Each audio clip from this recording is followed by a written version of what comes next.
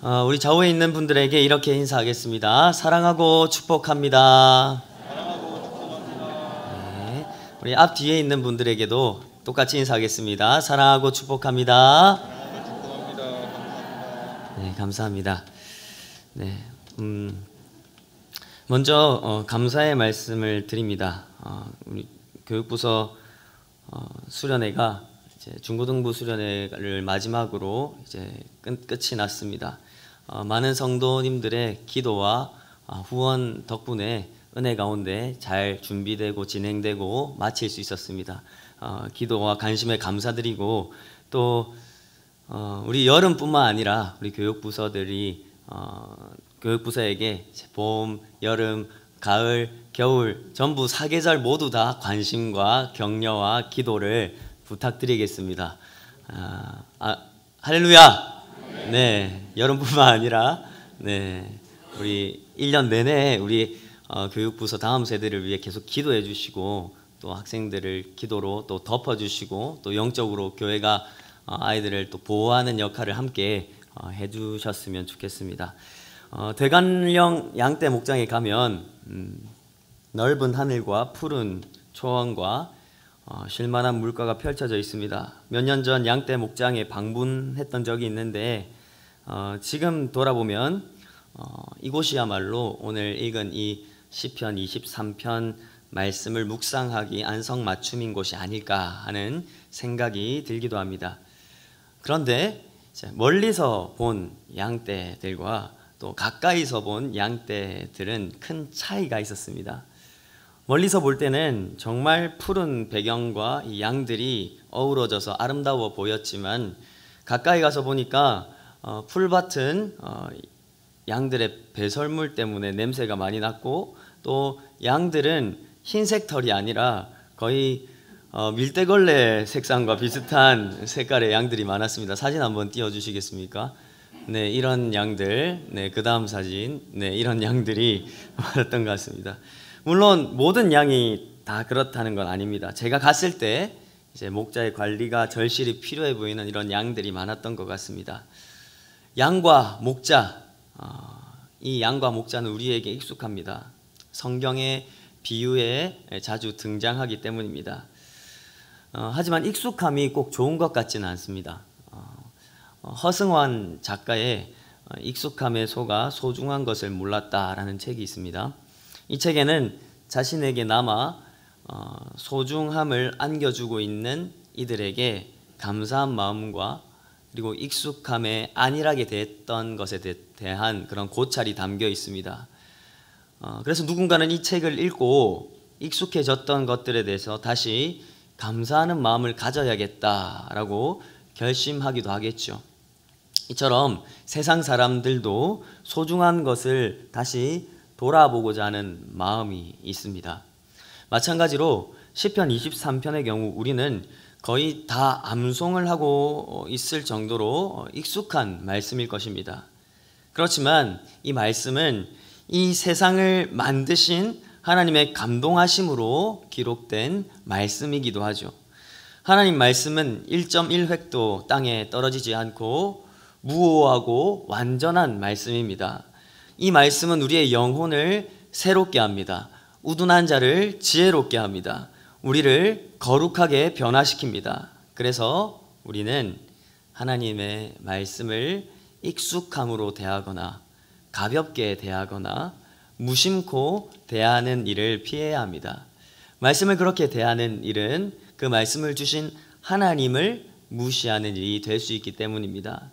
그래서 우리가 시편 23편을 익숙하게만 대했다면 오늘 말씀을 통해서 이 말씀을 새롭게 받아들이고 또 소중하게 생각할 수 있는 은혜가 우리에게 있기를 예수님의 이름으로 축복합니다. 네, 이 시는 다윗이 썼습니다. 아시다시피 다윗은 목자였고 또 목자로서의 삶을 경험하기도 했지요. 또 그는 이스라엘을 통치하는 왕이기도 했습니다. 고대 이스라엘에서 목자는 왕을 가리키는 은유이기도 했습니다. 그래서 다윗은 목자이자 그리고 목자의 역할을 했던 왕으로서 이 시를 쓸 때 굉장히 실감나고 풍성하게 이해하면서 썼을 것입니다.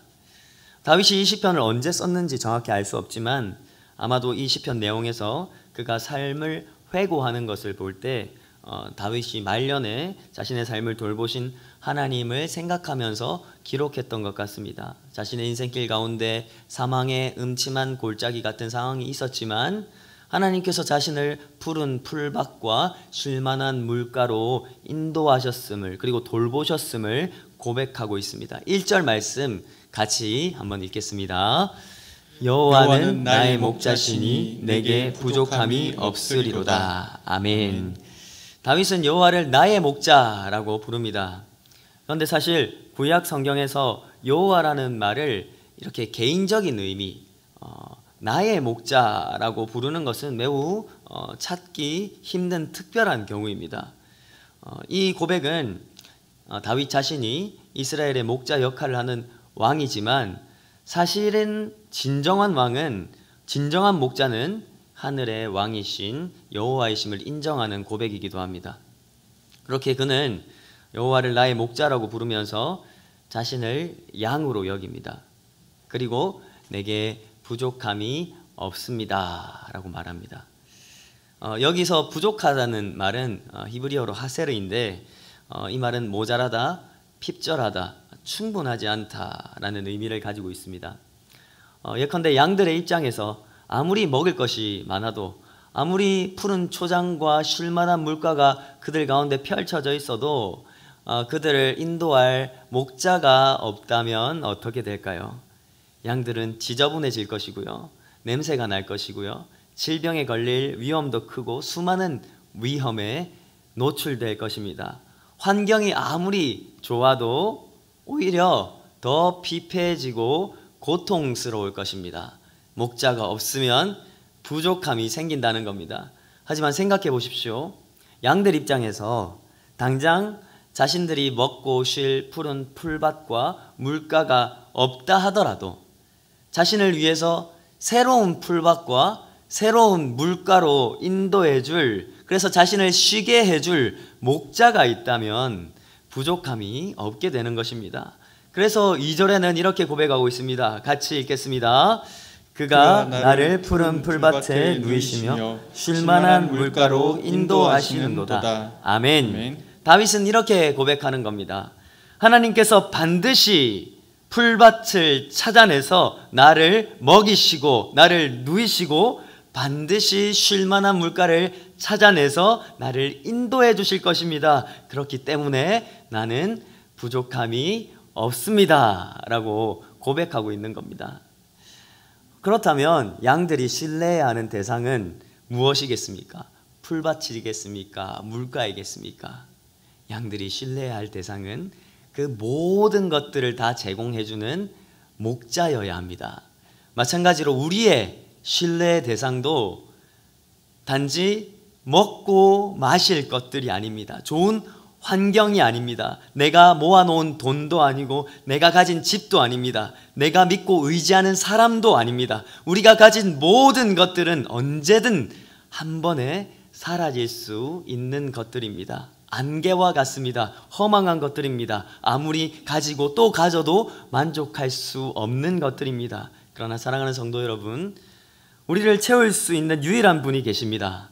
그분이 있으면 집이 없어도, 모아둔 돈이 없어도, 아무것도 없어도 우리의 삶은 평안할 것입니다. 왜 그렇습니까?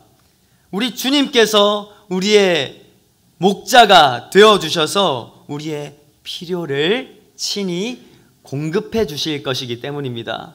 그 목자는 우리가 구하기 전에도 우리의 필요를 잘 아시는 목자입니다.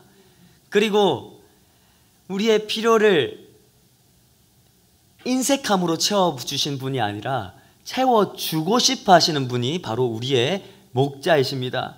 혹 우리가 잘못된 것을 구한다 할지라도, 우리가 잘못 구한다 할지라도 우리에게 맞는 것으로 고쳐서 공급해 주시는 분이십니다.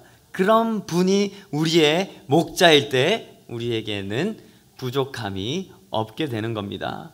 세상을 다 가져도 우리를 다스릴 목자가 없다면 우리는 길 잃은 양이 되고, 아무것도 없어도 세상을 지으신 분이 우리 안에 계시면, 우리의 목자가 되시면 우리는 그분으로 인해서 만족할 수 있게 되는 겁니다. 참 목자이신 우리 주님은 만족을 모르는 우리에게 참 만족을 주시는 분이십니다. 그럼 우리는 그 목자를 따라가야 하지 않겠습니까? 우리를 평생 돌보고 먹여주실 목자를 따라가야 하지 않겠습니까? 그런데 우리의 삶을 돌아보면 그렇지 못할 때가 많습니다. 목자의 음성을 듣지 않을 때가 많습니다. 그래서 혹 이런 걱정을 하실 수도 있겠습니다. 목자가 나를 버리면 어쩌지? 계속 말을 안 듣는데. 목자가 있는데 길 잃은 양처럼 나는 헤매고 있는데 다른 양들, 말 잘 듣는 양들만 골라서 인도하면 어쩌지? 하는 생각이 들 수 있습니다. 이런 걱정을 하시는 분이 계시다면 3절, 4절 말씀을 믿음으로 함께 같이 읽겠습니다. 3절, 4절입니다. 내 영혼을 소생시키시고 자기 이름을 위하여 의의 길로 인도하시는도다. 내가 사망의 음침한 골짜기로 다닐지라도 해를 두려워하지 않을 것은 주께서 나와 함께 하심이라. 주의 지팡이와 막대기가 나를 안위하시나이다. 아멘. 여기에 나오는 목자는 양들의 상태와 상관없이 그들을 돌본다고 말씀합니다. 양들은 말을 잘 듣지 않습니다. 보통 양을 온순한 동물로 생각하고 착한 사람을 양처럼 순하다라고 이렇게 말하긴 하지만 사실은 전혀 그렇지 않습니다. 양도 염소나 당나귀와 마찬가지로 고집이 세고 또 제멋대로여서 목자를 곤란하게 하는 경우가 왕왕 있다고 합니다. 특히 자기 분을 못 이겨서 다른 양이나 사람을 들이박는 경우도 있는데 다 큰 놈이 점프해가지고 사람이나 다른 양들을 들이받는 모습은 절대로 순하게 보이지 않습니다. 더구나 중세시대에는 목자가 양에게 치여서 죽는 경우도 종종 있었다고 합니다. 양과 마찬가지로 우리도 말을 잘 듣지 않습니다. 오죽하면 성경에도 우리는 다 양 같아서 각기 제 길로 갔거늘 이라고 말씀합니다. 그런데 여기에 등장하는 목자는 그럼에도 불구하고 양을 인도합니다. 양이 잘했기 때문에, 양이 말을 잘 들었기 때문에 인도하고 돌보아 주는 것이 아닙니다. 착한 양이기 때문에 인도해주고 살려내는 것이 아닙니다.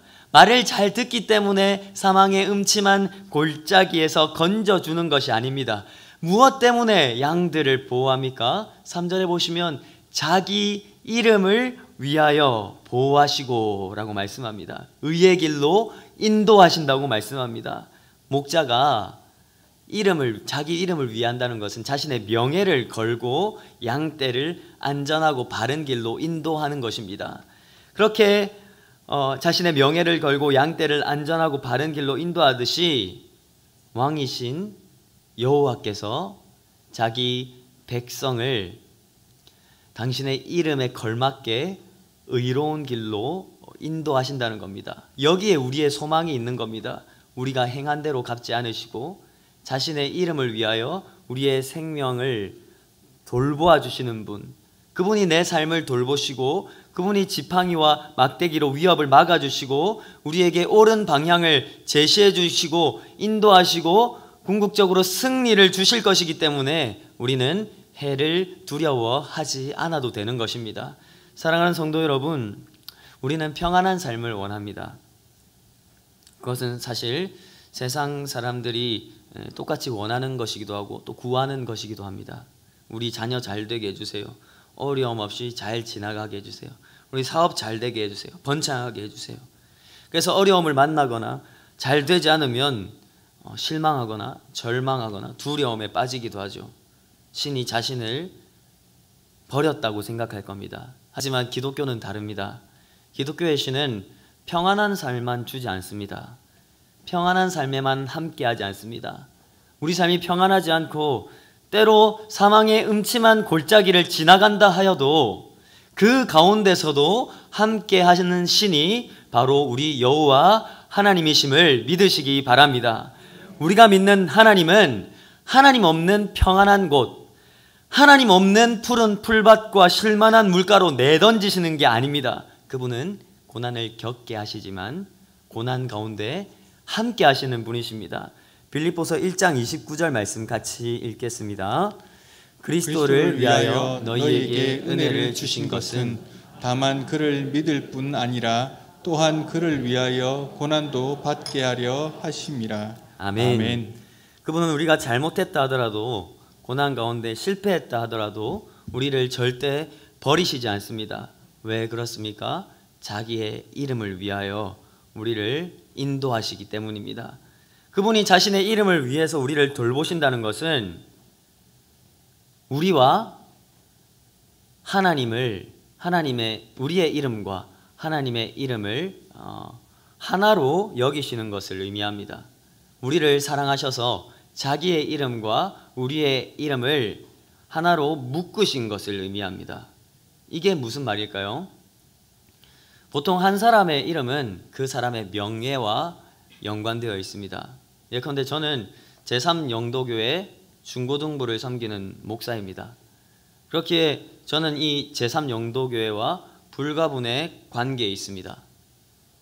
만약 제가 전심으로 열심히 복음을 전하고 섬기고 그래서 열매를 맺고 하나님께서 은혜를 주셔서 중고등부가 부흥하여 교회 안팎으로 칭찬받는 아름다운 공동체가 되었다고 합시다.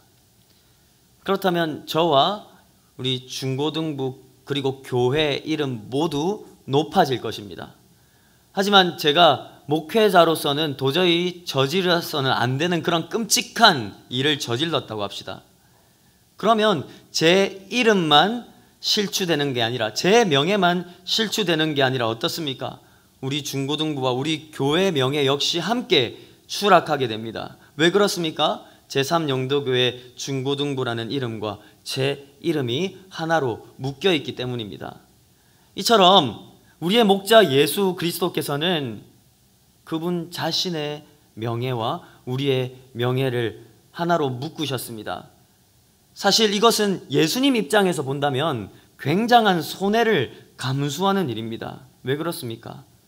그분의 이름과 우리의 이름이 묶여 있다는 것은 우리가 그분의 이름을 높이고 거룩하게 여기고 찬양하기보다 그분의 명예를 더럽히고 그분의 이름에 먹칠할 가능성이 훨씬 더 많기 때문입니다. 예컨대 우리는 우리의 이름의 가치, 우리의 명예를 실추시킬 만한 사람과 사귀지 않습니다. 그럴 가능성이 있는 사람도 애초에 거릅니다.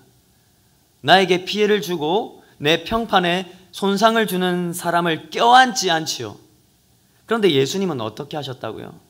자신의 거룩한 이름과 우리의 이름을 하나로 묶으셨습니다. 그분은 우리가 그분의 이름을 더럽히는 죄를 지었을 때에도 우리를 내쫓지 않으십니다. 물론 하나님은 우리를 징계하시고 때로는 회초리를 대시기도 합니다. 그럼에도 너는 여전히 내 백성이다. 너는 언제나 나의 자녀다. 언제나 나의 양이다. 라고 말씀하십니다.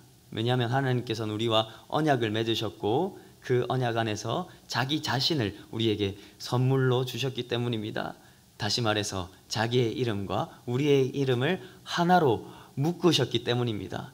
이 묶음은 절대로 끊어질 수가 없고 풀리지 않습니다. 그렇습니다, 여러분. 이렇게 선하신 분이 우리의 목자이십니다. 죄 많고 연약한 우리를 위해 자기의 이름을 거시고 명예를 거시고 영광을 거시고 우리와 함께 하시는 분이 우리가 믿는 주님이십니다. 그렇게 선하신 분을 우리의 목자로 삼는다면 우리가 사망의 음침한 골짜기를 지난다 하더라도 우리는 영원히 안전할 것입니다. 특히 자신의 이름을 위하여 일하시는 예수님은 연약한 양들에게 관심이 많으십니다. 예컨대 만약 여러분들에게 아픈 자녀가 있다면 그 자녀에게 더 마음이 많이 가고 관심이 가고 신경이 쓰이지 않겠습니까? 그것으로 인해서 심각한 고민을 하는 가정도 있을 것입니다. 교회 안에는 연약한 분들이 많이 계십니다. 질병을 겪고 계시는 분도 있고 고통과 우울과 외로움과 여러 문제를 겪고 있는 분들이 있습니다. 목자이신 예수님은 그런 분들에게 마음을 쏟으십니다. 그런 분들을 눈여겨보십니다. 그들의 아픔에 공감하시고 도와주시고 치료하고 싶어 하십니다. 특별히 오늘 오후 예배는 우리 경조부, 구제부, 행사부 사역 예배로 드리고 있습니다. 이 세 가지 부서를 한 번에 드리기 때문에 사실 어디에 초점을 맞춰야 될지 고민이 많이 되었습니다. 그래서 고민 끝에 오늘 이 목자 대신 주님과 관련하여서 주님이 연약한 양들에 대해 생각하는 것을 함께 좀 생각해 보는 게 좋다고 생각이 들었습니다. 경조부에서는 우리의 목자 되신 주님께서 양들의 상황을 세심하게 살피시고 또 모든 상황에 공감하고 계심을 생각하면서 성도들을 보살펴 주시기 바랍니다. 기쁜 일에도 함께 해야 하지만 특히 가족을 잃은 슬픔을 당한 성도들에게 지속적으로 관심을 가져주시기 바랍니다. 얼마 전 모 집사님이 저에게 전화가 와서 자신의 삼촌이 돌아가셨는데 한 달이 지금 넘게 지났는데도 슬픔이 가시질 않는다고, 너무 괴롭다고 저한테 울면서 그렇게 전화가 왔습니다. 그래서 저는 위로를 해드리고 또 기도도 해드렸습니다. 장례 때뿐만 아니라 그 이후에도 잘 회복하고 또 극복할 수 있도록 계속해서 기도와 관심과 격려를 해주시기 바랍니다. 구제부에서는 목자 주님께서 양들을 사랑으로 대하시고 돌보시듯이 구제부에서 하는 모든 일들도 사랑으로 준비되고 구제를 하는 그런 방식 또한, 사랑을 베푸는 방식 또한 사랑이 될 수 있도록 애써 주시기 바랍니다. 행사부에서는 우리 주님께서 연약한 양들에게 더 관심을 쏟으시고 돌보시듯이 교회 행사를 준비할 때 교회 오래 다닌 우리들만의 행사가 아니라 불신 가정에서 오는 성도들, 그리고 핍박 가운데서 교회 나오는 성도들, 그리고 아직 믿음이 연약한 새가족들도 함께 염두에 두고 기도하는 마음으로 행사를 준비하도록 애써주시기 바랍니다. 이 세 사역부 모두 연약한 자를 더 돌보아 주시고 사랑해 주시는 목자 되신 예수님의 마음을 알아 그들을 돕고 섬기고 일으켜주는 사역들을 감당하기를 소망합니다. 동시에 우리와 예수님의 이름이 묶여 있듯이 우리는 주 안에서 하나로 묶여 있음을 기억하시고 또 어둠 속에서 영원한 위로와 빛을 주시는 선하신 목자 예수님을 함께 따라가는 제3영도교회가 되기를 예수님의 이름으로 축복합니다. 1절부터 4절이 목자에 관한 비유라면 이제 5절부터 6절은 집주인에 관한 비유라고 할 수 있습니다. 이 비유를 통해 다윗은 부족함 없이 풍성하게 대접하시고 영원히 함께 살게 하시는 자비하신 여호와에 대한 신뢰를 표현합니다. 5절 같이 읽겠습니다. 주께서 내 원수의 목전에서 내게 상을 차려주시고 기름을 내 머리에 부으셨으니 내 잔이 넘치나이다. 아멘. 다윗 개인의 생애로 보자면 원수들은 다윗이 예루살렘에 자신의 왕궁을 짓고 성소를 마련하기까지 겪은 사울의 핍박과 광야에서의 고난, 그리고 블레셋 등의 침략을 가리킵니다. 그런데 이제 목자로서 자신을 이끄는 여호와께서 이제는 그들의 목적지에 계셨던 집주인으로서 그들을 맞이하여 대적들이 보란듯이 잔치상을 베푸신다는 말입니다. 다윗은 그야말로 곤고한 상황에 처해 있었습니다. 시편 23편 전에 있는 22편에 보면 그는 공포와 두려움 가운데 하나님께 부르짖는 장면이 나옵니다. 그리고 22편 마지막 부분에서는 결국 하나님께서 자신을 구원하실 거라는 소망을 가지고 믿음으로 고백하고 있습니다. 시편 22편 26절 같이 읽겠습니다. 겸손한 자는 먹고 배부를 것이며 여호와를 찾는 자는 그를 찬송할 것이라. 너희 마음은 영원히 살지어다. 아멘. 여기서 겸손한 자는 가난한 자입니다. 고난으로 인해서 비천하게 된 가난한 자가 결국은 여호와의 집에서 풍성하게 먹게 될 것이라고 말씀하신 것이 바로 이 23편의 시편에서 성취된 것입니다. 다윗은 다 포기하고 싶은 상황, 녹아버릴 것 같은 상황, 죽어버릴 것 같은 상황에서 영원히 살지어다 라고 고백했습니다. 그가 이렇게 고백할 수 있었던 이유는 목자이신 하나님께서 구원해 주실 것이라는 믿음을 가지고 있었기 때문입니다. 또 기름을 내 머리에 부으셨다라는 표현은 무엇을 의미할까요? 고대 중동에서는 잔치나 연회에서 손님에게 향기로운 기름을 붓는 것이 관례였습니다. 여러 가지 향유가 섞인 올리브 기름을 머리에 부어서 그들을 진심으로 환영했습니다. 이렇게 주인은 어떤 대가를 치르더라도 손님을 보호해야 했습니다. 또한 고대 근동에서 이 기름은 양의 머리에 바르기도 했습니다. 중동 지방에서는 양의 코에다가 알을 까는 파리가 있습니다. 이 어린 유충이 양의 코에 들어가서 연한 코 안에 피부를 뚫고 들어가서 뇌까지 들어가 거기서 구더기로 자랍니다. 그래서 양의 머리에 기름을 듬뿍 발라서 관리를 해주면 그런 것들을 예방할 수 있습니다. 양이 편하게 쉴 수 있는 겁니다. 결국 이런 기름 부음은 무엇을 의미합니까? 하나님께서 돌보시고 하나님께서 함께 하신다는 것을 보여주는 것입니다. 하나님은 적이 우리를 에워쌀 때에도 안전한 집이 되어서 우리를 환영해 주시고 또 우리가 적에게 죽지 않도록 보호해 주신다는 겁니다. 그런데 이 기름은 부족하지 않습니다. 왜 그렇습니까? 6절 마지막에 보면 뭐라고 고백하고 있습니까? 내 잔이 넘치나이다 라고 고백하고 있기 때문입니다. 넘치다는 것은 풍성함 그리고 만족을 의미합니다. 그렇게 하나님께서 세심하게 섬세하게 그 보호가 부족하지 않도록 우리를 돌보아 주신다는 겁니다. 계속해서 6절 말씀 같이 읽겠습니다. 내 평생의 선하심과 인자하심이 반드시 나를 따르리니 내가 여호와의 집에 영원히 살리로다.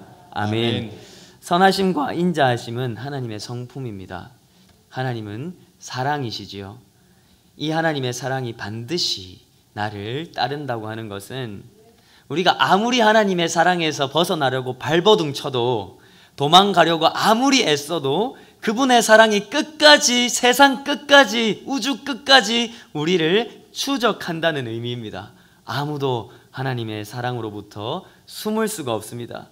예컨대 탕자가 아버지의 집을 떠나 방탕하게 생활하며 아버지의 품으로부터 멀리 떠나 있을 때에도 그 아버지는 아들을 버리지 않았습니다. 아들이 돌아오기를 바라는 마음으로 기다립니다. 아버지의 마음은 언제나 아들을 향하고 있었습니다. 그리고 아들이 돌아오자 아버지는 뛰어 달려가 그를 품에 안습니다.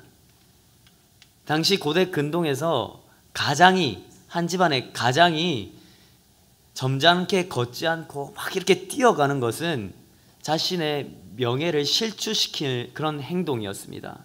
그런데 아버지는 지체하지 않고 자신의 명예를 신경 쓰지 않고 지체하지 않고 달려가 그를 안을 뿐만 아니라 아버지를 버리고 떠나간 그 아들에게 잔치를 베풀어 줍니다. 탕자는 자신에게 있는 모든 것을 낭비해서 타락했지만 아버지는 자신에게 있는 사랑을 낭비합니다. 이 아버지가 우리를 위해 사랑을 낭비하시는 당부 하나님이십니다.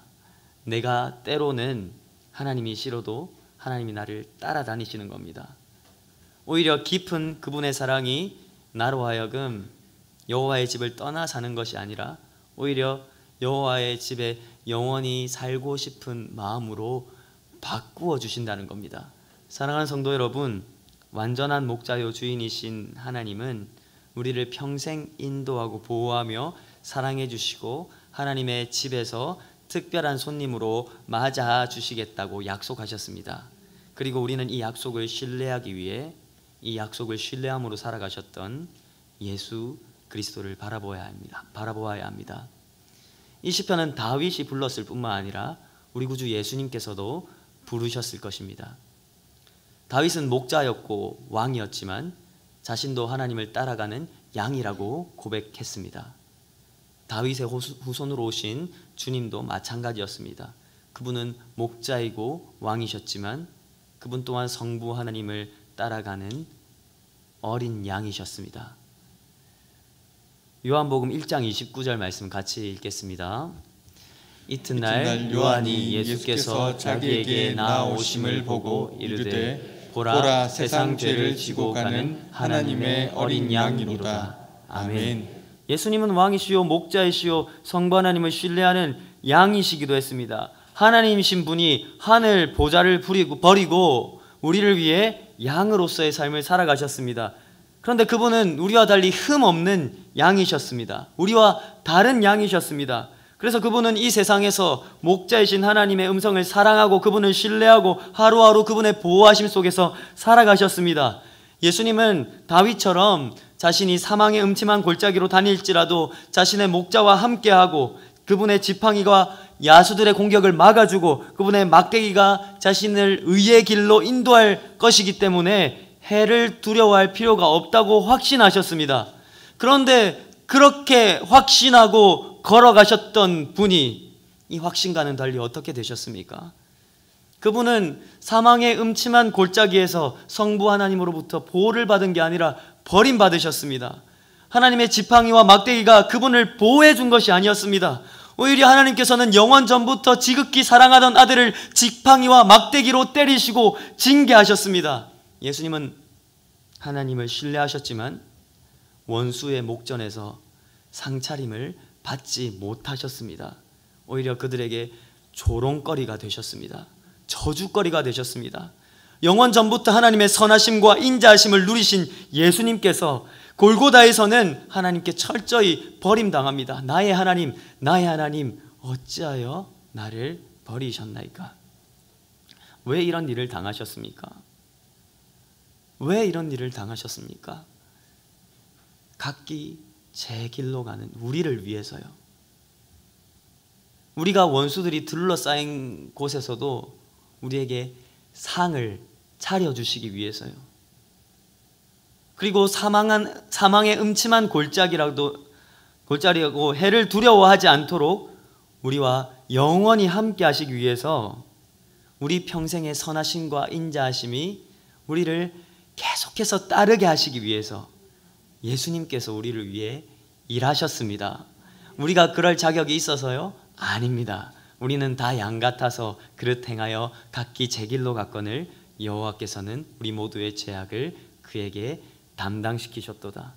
그분은 양의 처지가 되는 것이 어떤 것인지 정확하게 아십니다. 사망의 음침한 골짜기를 걸어가셔서 그것이 무엇인지 아십니다. 인생의 질고와 아픔이 무엇인지 아십니다. 우리의 삶의 고통과 문제를 아십니다. 단지 전지에서 아시는 것이 아니라 양이 되어 경험하셨기 때문에 아십니다. 그리고 그분은 부활하심으로써 아실 뿐 아니라 그 모든 문제를 해결할 수 있는 분이십니다. 승리하신 분이십니다. 세상 어느 신도 자기 백성을 위해서 양이 되진 않습니다. 양이 되어 희생제물이 되지 않습니다. 세상이 말하는 신은 도리어 양을 학살하고 자신을 위해 마음대로 양을 희생시키는 신입니다. 그런데 우리 주님께서는 우리를 돌보시기 위해 친히 흠없는 어린 양으로 죽임당하셨습니다. 우리가 그분을 바라볼 때 우리는 자격 없음에도 불구하고 여전히 우리를 향해 선하심과 인자하심을 베푸시는 그분을 사랑하게 될 것입니다. 우리는 하나님께서 우리를 환대하시는 것을 보게 될 것입니다. 그분을 바라볼 때 우리 제3영도 교회는 선하신 목자 되신 주님을 더 뜨겁게 사랑하게 될 겁니다. 그리고 옆에 앉아있는 지체들을 더 사랑하게 될 겁니다.